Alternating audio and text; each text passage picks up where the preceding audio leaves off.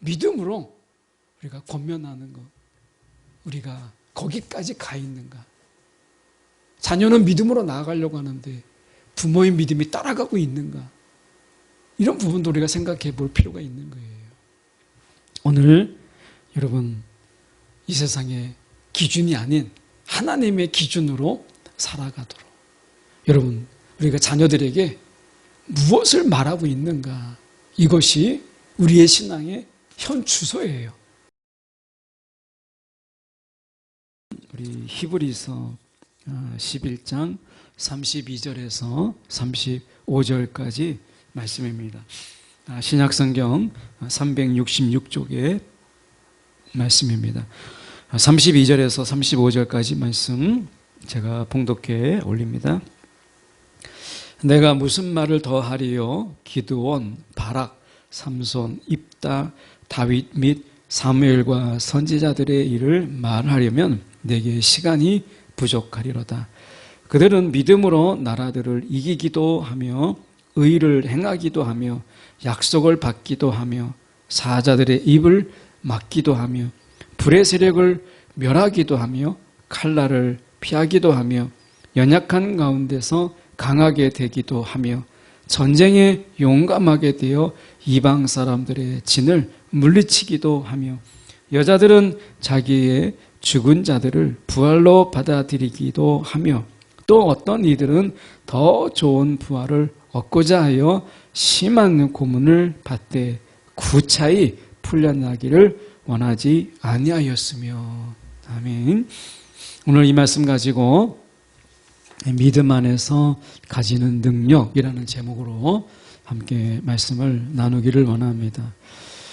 우리가 하나님에 대한, 그리고 주님에 대한 이 확고한 믿음을 우리가 가지고 있다고 해서 우리가 기도한 대로 행복한 길, 남 보기에 행복하고 평온하고 아무런 문제가 없는 그런 삶을 우리가 보장하는 것은 아니다 라고 하는 거예요.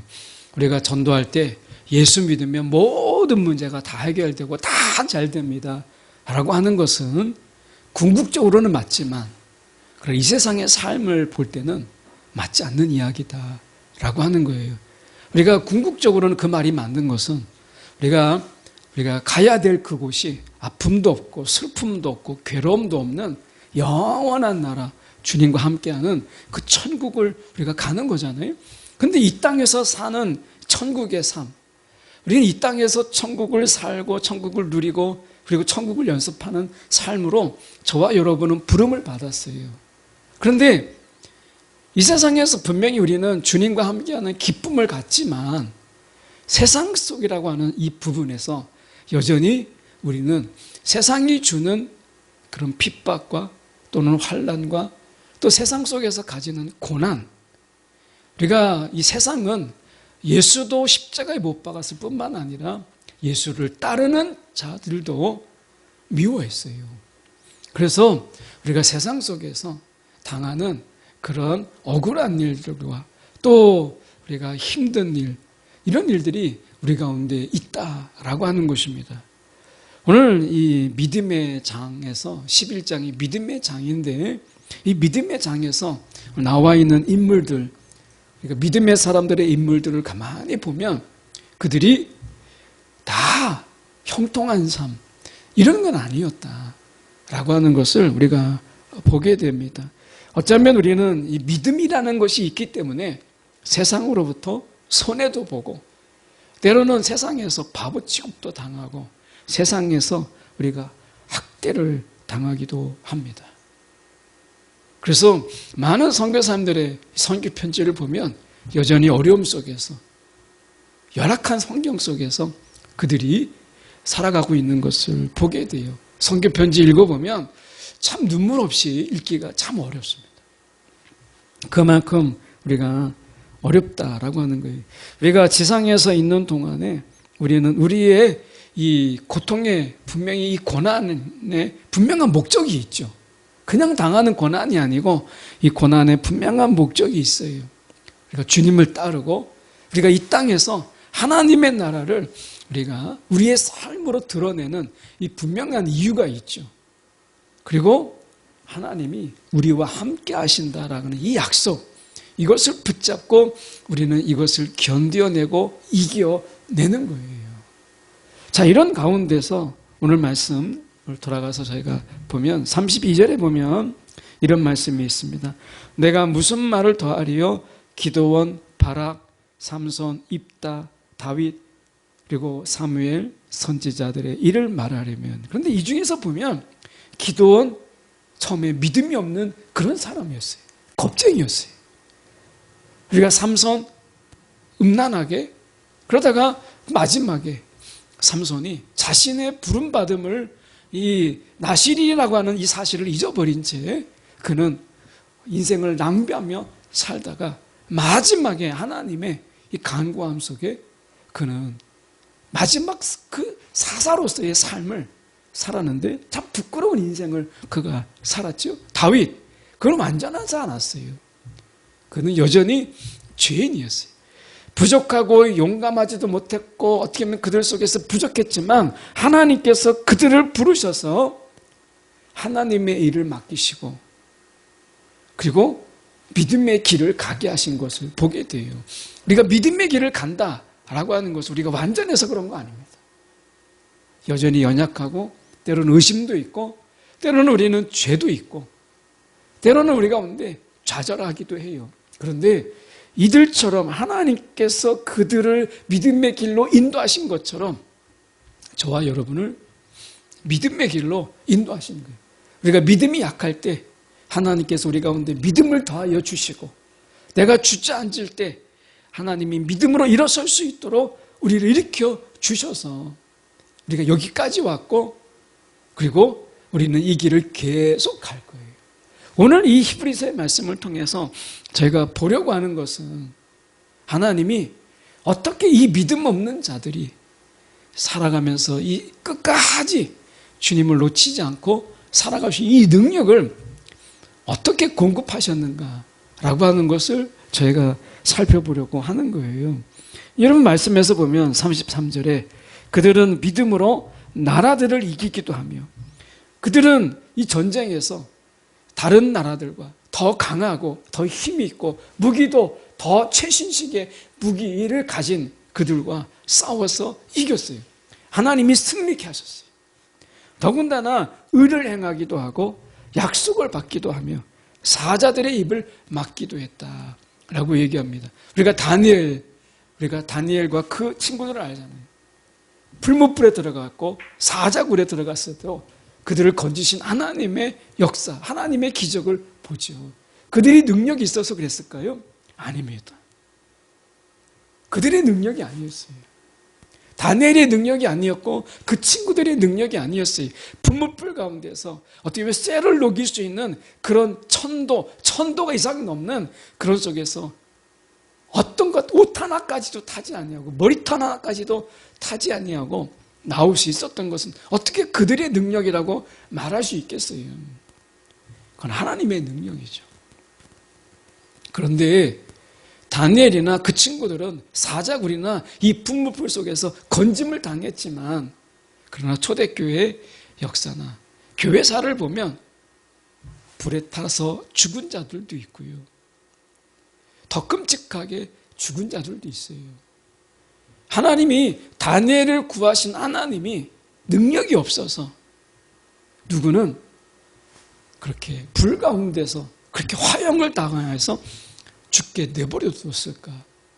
다니엘의 하나님이지 우리 하나님은 아니다. 이런 게 아닙니다. 우리는 그 이유를 다 세세하게 알 수 없지만 적어도 그 화형의 순간에도 하나님을 인정하고 하나님을 고백했던 그 믿음을 보자는 거예요.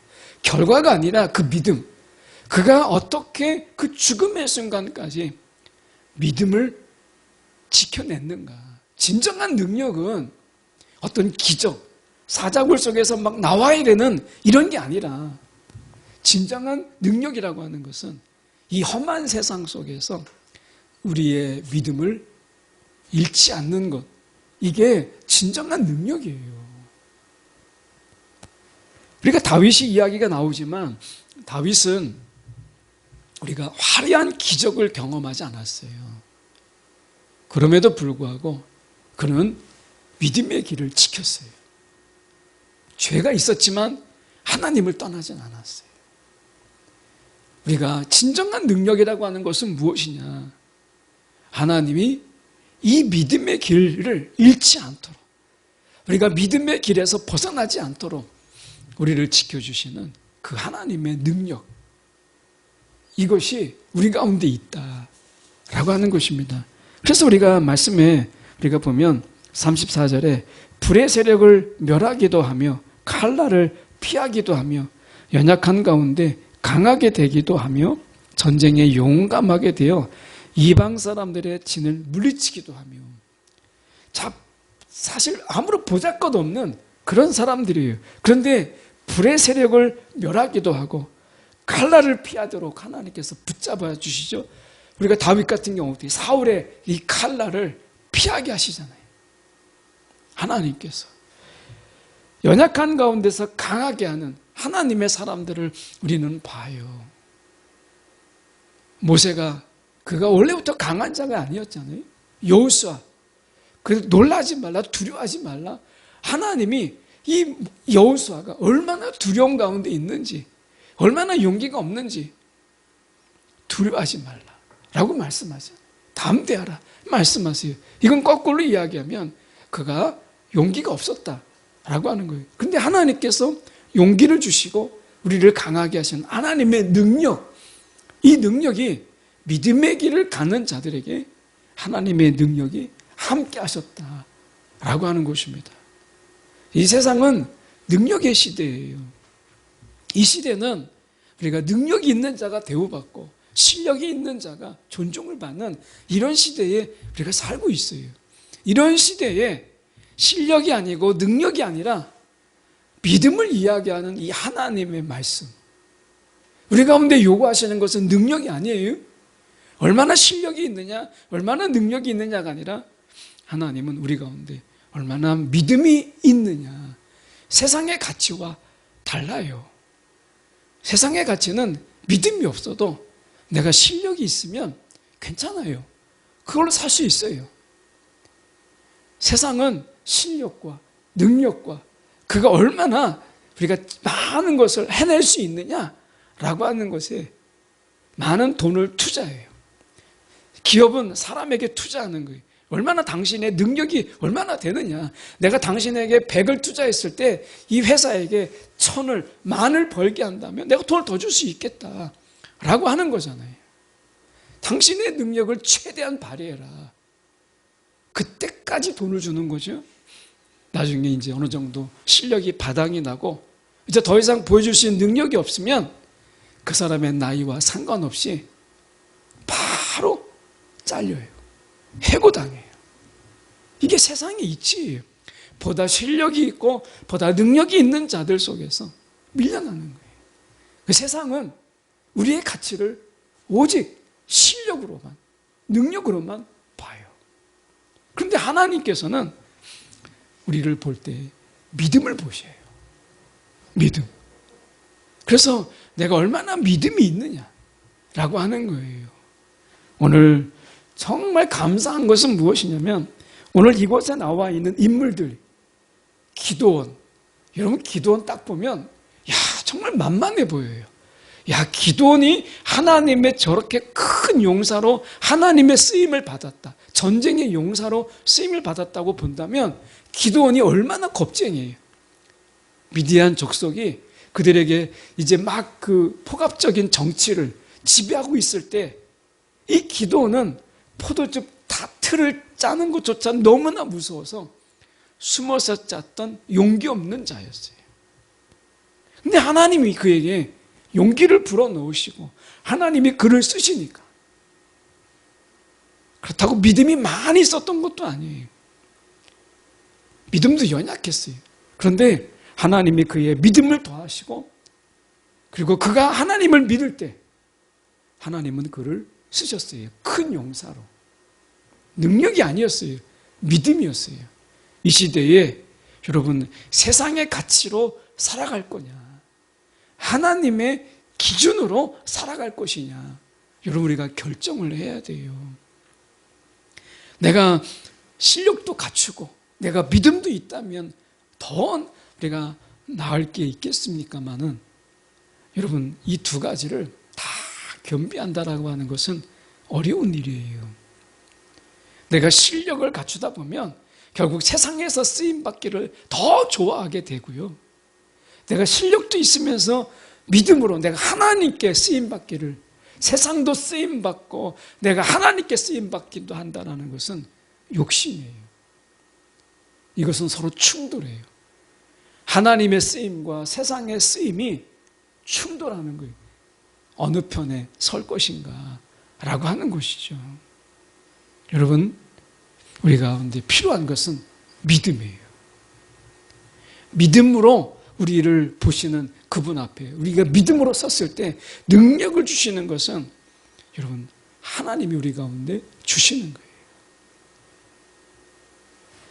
말씀 속에서 우리가 보면 그렇게 말씀하시잖아요. 여러분, 여기에서 우리가 볼 때 이 다시 33절로 우리가 가서 보면 이런 이야기가 나오잖아요. 우리가 의를 행하기도 하였다. 의를 행하였다.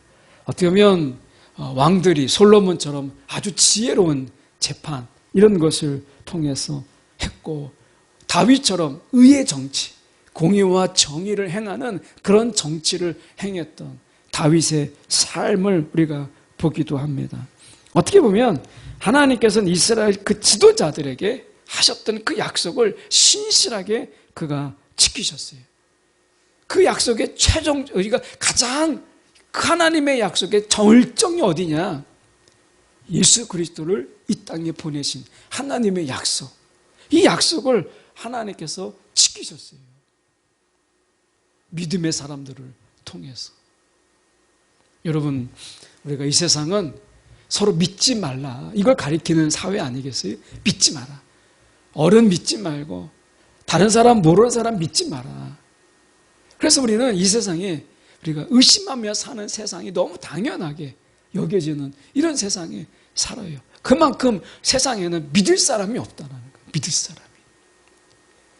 부모는 자식을 믿지 못하고 자식은 부모를 믿지 못해요. 여러분, 자식 믿습니까? 자식의 잠재력을, 자식이 우리가 비록 그 상황 속에서 그 자신의 몫을 분명히 감당할 것을 지켜보면서 기다리면서 자식을 정말 믿음으로 바라보십니까?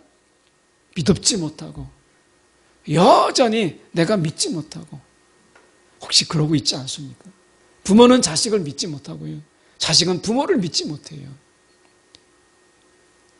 부모를 믿지 못하니까 결국 각자 도생으로 살아요. 믿음이 없는 그런 사회 속에서 우리가 삽니다. 가족이 가족을 믿지 못해요.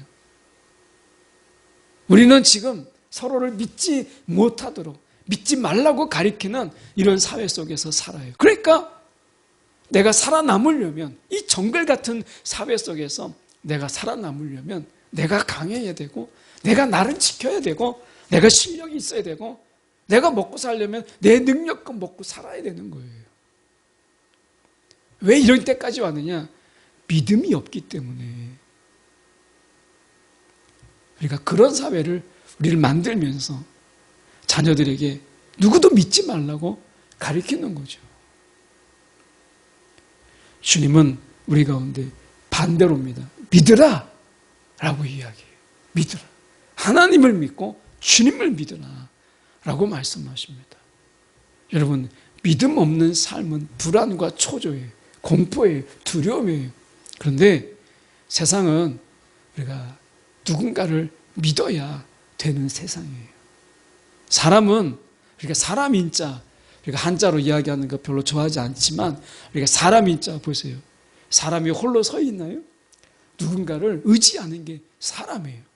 이 사람이는 누군가를 지탱해야 되고 누군가를 기대해야 되는 게 인간의 존재예요.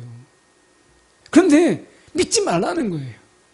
그러니까 설 수가 없이 섰다가 바로 넘어지기도 하고 쓰러지기도 하는 거예요. 오늘 세상 속에서 내가 평안이 있고 내가 좀 세상을 살아가는 가운데 이 세상을 담대하게 살아가려면 믿음이 없이는 살아갈 수가 없어요. 그래서 우리가 정말 믿으리가 있다면 누굴까? 곧 하나님이라는 거예요. 그래서 말씀하기를 이렇게 말씀하는 겁니다. 35절에 보십시오. 여자들은 자기들의 죽은 자들을 부활로 받아들이기도 하며 또 어떤 이들은 더 좋은 부활을 얻고자 하여 심한 고문을 받되 구차히 풀려나가기를 원치 아니하였다라고 이야기합니다. 어떻게 보면 우리가 생각해 볼 때 이 열왕기상 17장 19절에 엘리야가 이렇게 얘기하죠. 집 과부에게 재앙을 내리사 그 아들이 죽게 하셨나이까 이렇게 여호와께 부르짖으며 그 아이 죽은 그 아이 위에 3번 몸을 펴서 엎드리고 여호와께 부르짖어 이르되 내 하나님 여호와여 원하건대 이 아이의 혼으로 그의 몸에 돌아오게 하옵소서. 죽은 아이가 살아났어요. 이건 엘리야의 역사였어요. 엘리사는 열왕기하 4장 31절에 우리가 잘 알고 있는 수넴 여인의 그 아들을 하나님이 살렸어요. 그는 이렇게 이야기했어요. 아이 위에 올라 엎드려 자기 입을 그의 입에, 죽은 아이의 입에, 자기 눈을 그의 눈에, 자기 손을 그의 손에 대고 그의 몸에 엎드리니 아이의 살이 차차 따뜻하더라. 오늘 이 여자들은 자기의 죽은 자녀들을 우리가 부활로 다시 살리실 것을, 그들이 죽었다가 다시 살리실 것을 그들이 믿었어요. 무명의 여인들이죠. 오늘 하나님은 이 세상을 믿음으로 헤쳐나가라 라고 우리 가운데 말씀하세요. 여러분, 아무도 믿지 마라 라고 하는 이 세상 속에 여러분, 우리는 믿으라 라고 가르쳐야 돼요. 하나님을 믿으라, 주님을 믿으라. 세상은 믿지 못하더라도 하나님을 믿고 살아라, 이렇게 가르쳐야 돼요. 믿지 말라고 하는 세상 속에 믿음을 가르쳐야 돼요.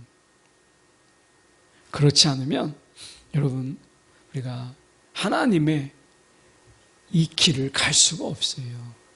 하나님의 길은 능력으로 가는 게 아니고 실력으로 가는 게 아니고 믿음으로 가는 거예요. 믿음으로.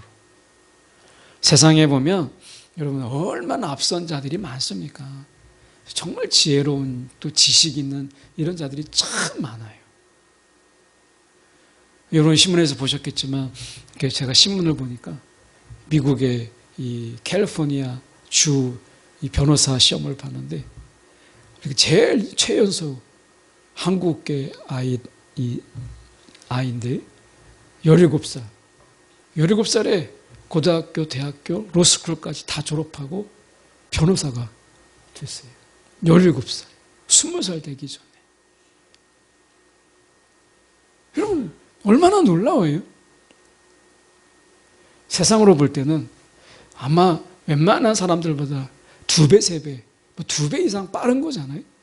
30대 변호사가 되고 해도 대단하다고 하는데 10대에 그렇게 됐으면 정말 남들보다 2배 이상을 빨리 우리가 다른 어떤 베이스를 놓고 시작하는 거잖아요. 출발점이 다른 거죠.